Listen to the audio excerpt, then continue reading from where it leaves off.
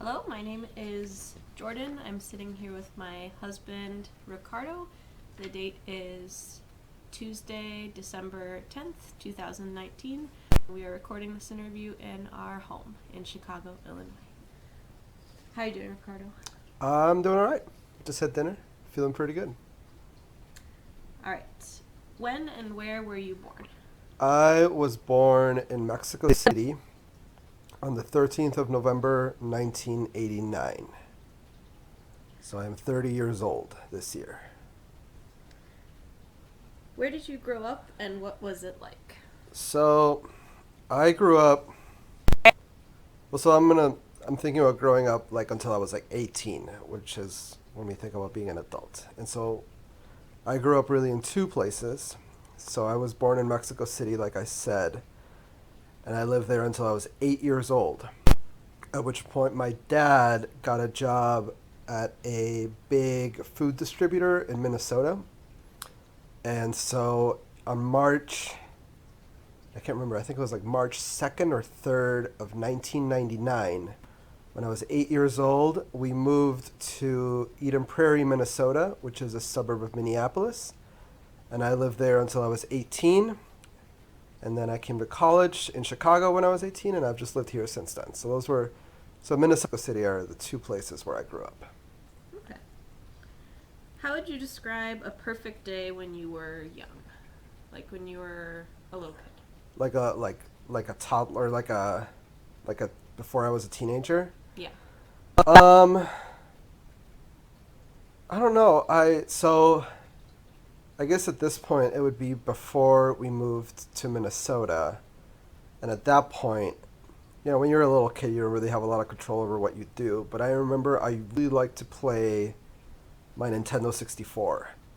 And I really like to play Mario Kart, and I like to play GoldenEye, which was a shooter. And so I think what my friends and I all was we'd go to each other's houses, and we'd all bring our Nintendo 64, like our own controller, and then we'd all like just bring a bunch of games and just play as many, multiplayer games with each other as we could. So I think that was very cool. And then I also really so my school in Mexico City was like far away from where we lived. So my mom had to drive me, and then she would work maybe like 3 or 4 miles up the street. And so on our way there was maybe like a half hour, like 45 minutes. And I always remember that I really liked just like the long conversations that we had like in the car. So I think like those were like two kind of like different days that I would always like really like look forward to when I was little. Okay. Do you have a happiest moment of your life? Well, marrying you, that was a very happy moment. Twice, Uh, once in Mexico City and once here. Those were very happy. And I think those were happy because, so when we got married in Mexico City, I think that was probably like one of the happiest moments of my life because a lot of my family came, and it was a lot of family that I hadn't seen in a very long time, or that I hadn't seen like all together at once in a very long time. Have that picture where it's like all of us, like it's like everybody, like it's all my cousins, and then we did one with like all my aunts and uncles. Like all those pictures together were super cool, and that was I think one of the happiest moments of my life. I think also at our wedding that was incredibly cool because I had like every single person that I could probably call a friend was there, like my friends from Minnesota, my friend, everybody was there. So that was like super cool because, so for example, at our wedding here in Chicago was my buddy Dave Owen.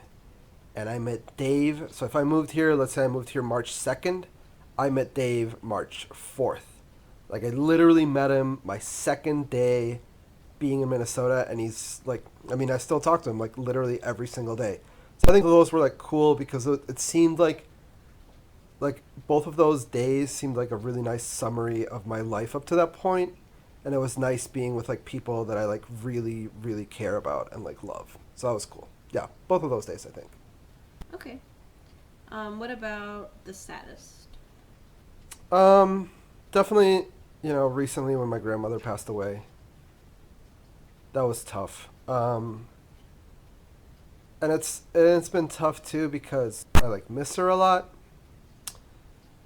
and it's tough because I should have called her more, and I don't think I did a good job of that, and I don't do a good job of that with anybody in my family for whatever reason. I don't know why. So yeah, so that's tough because she taught me a lot. She really like a lot of like the interests that I have now are because of her. A lot of like the I don't know, I guess like the disposition I have toward the world and other people is a lot because of her. Like she really like instilled in me, I think, some not all, but definitely like some of my like core values came from her. So I think that like losing her was tough, especially not being able to say goodbye. Mhm.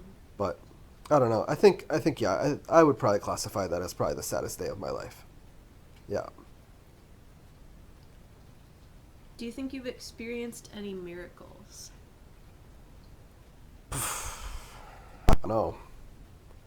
Like I don't know. I mean, I don't know, because I guess I think about like miracles, like I think about a miracle like a big thing, right? Like, It doesn't have to be. Like a miracle to you. sure. I don't know. I guess I've just never thought about how I would define a miracle. Like, I mean, I guess like you know me, like I always say like how much I love our life, right? Like I really like our apartment. I really like the things we do. I really like our relationship. I really like everything, you know. And so, in that way, like you know, that's kind of a miracle because obviously, you know, you and I have worked hard, definitely, but we've also been very, very, very lucky. We have good families. We're fortunate enough to be born in places that could grant us opportunities. And then, you know, some things we just got lucky on. So I think maybe in that sense, that's kind of a miracle. If it is, it's like, you know, it's a miracle that took 30 years to come to fruition. I don't know. I don't know. Good question. I don't think I've ever, I mean, I guess my life, but I couldn't point to like, you know, I think about a miracle. I think about like the walls coming down at Jericho, right? Like, I don't think I've ever seen anything quite like that. Well, I don't know. I feel like a miracle also means like you feel God directly having an effect on what's going on around you in like a very like direct sense. And I don't know. I don't know. I don't think so. I think the answer is no in response to your question. Okay. What are you most proud of? I'm most proud of this. I'm most proud of meeting you. I'm proud of living a life that I am happy to live. I'm proud of being happy with my life. I'm proud of enjoying the things that I do every day.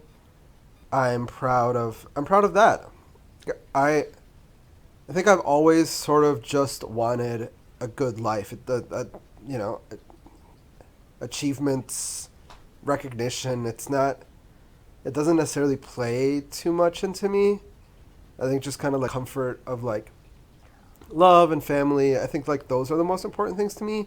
And like being at a place where like I feel very comfortable with that and like I feel very happy every day is like that's big. And I'm proud of that. You know, I'm proud that, you know, we've been able to cultivate this. I think that's cool. I think that's very cool. Me too. Just a few more questions. Yep. What are some of your earliest memories from when we met? Oh, well, like when we met or when we started dating? Or both? Both. Well, as you know, I remember the very first time that I saw you. Tell me. I'll tell you exactly where it was. So, since other people are going to listen to this, I'll have to explain it a little bit to them. So, if you've ever been to the DePaul Student Center, you'll remember that the first floor is like where the brownstones is, and you have that kind of like open area on the bottom. Then the second floor is where the food court is. And the third floor, you have all these like conference rooms. That's where all the like student clubs meet, right? And I remember, so our first meeting of Amnesty International, because you and I were both in Amnesty International, and I think that's where we first really met, right? So our first meeting of Amnesty was in the room directly in front of when you come out of the elevators. If you remember, it was like a long conference room, and it even had like a removable like wall that you could come. Yeah, yeah. So I was sitting. It had 4 or 5 rows of tables. I was sitting like the second or third from the front, and you were sitting at the very back. I don't remember who you were with. You seem to remember you were like with Caroline or something like that. I don't remember who you were with, but I remember you were sitting in the same side of the room, the row at the very back at the end of the table. So when I looked behind me, you were to my right. And I remember your name. I remember that you said your name, and I remember that I had a little bit of a crush on you. That was like the very first moment I saw you. After that, just, because we had a lot of like, not the same friends, but like we knew a lot of the same people, right? And so I think, just after that, I just saw you all the time, which is why when we started working together, I just went right up and just started talking to you, and then eventually asked you out on a date. Do you want to tell the nice people home where we went on our first date? So the very first date that we went to, I wanted to play it both cool and casual. So we went to Harold's Chicken Shack. The one that's on, what is it on? It's on Harrison and Wabash, right? Right behind the Hilton. So we went to the Harold's Chicken Shack, and then we walked to the Art Institute, and we went to the Art Institute, and that was our very first date. It was nice. I thought it was nice too. Let's see. 2 more questions. Yep. So, you and I have traveled a lot. Do you have a favorite trip or a favorite memory from a trip that we've taken together? I mean, there's so many, right? And they're all like insanely special. I think Egypt was very cool because Egypt was like wild, right? I mean, if anybody's been paying attention to this, they know that I like this idea of family and togetherness and all those things. And Egypt was crazy because it wasn't just me and you. It was like my parents, my godparents, like my cousins. So it was like a weird, like Mexican, like experience also in Egypt randomly. And then we like did that 4-hour road trip to that hotel in the Red Sea. Like all of that was so wild because it was so different. And then remember our tour guide that spoke like perfect Spanish? He was just like this Egyptian. Yeah. So for those that don't know, we had this tour guide whose name was actually Aladdin.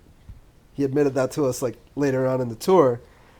And he spoke perfect Spanish, but not just like Spanish like from Spain or Spanish from, Argentina, like Mexican Spanish. That was so weird. I also like, I don't know, they're all like so special.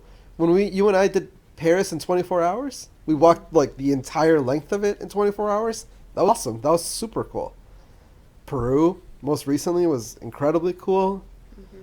I think all of them are special because we get to hang out together without, obviously like during like a regular, and we're not on vacation, during like a regular day, we have our jobs. You go to bed a lot earlier than I do. And so, our time together is like more limited. And when we travel, it's super cool that we don't have a limit how long we have to hang out. But also, like, we get to experience like a lot of like new things together. And I think that that's very cool. So I don't know that I have like a favorite. I have like a lot of like moments that I think are unbelievably cool. But I don't know that I could put like a favorite. I'm curious, do you have a favorite?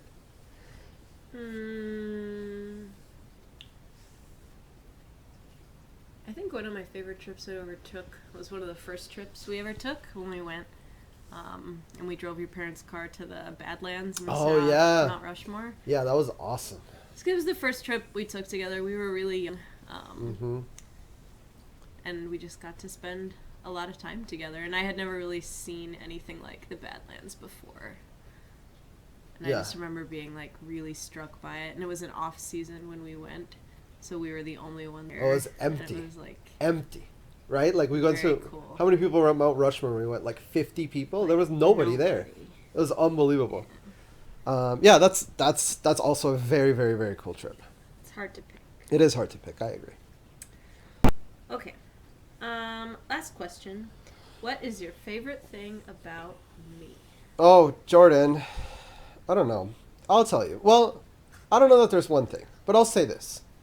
So, for example, like this year,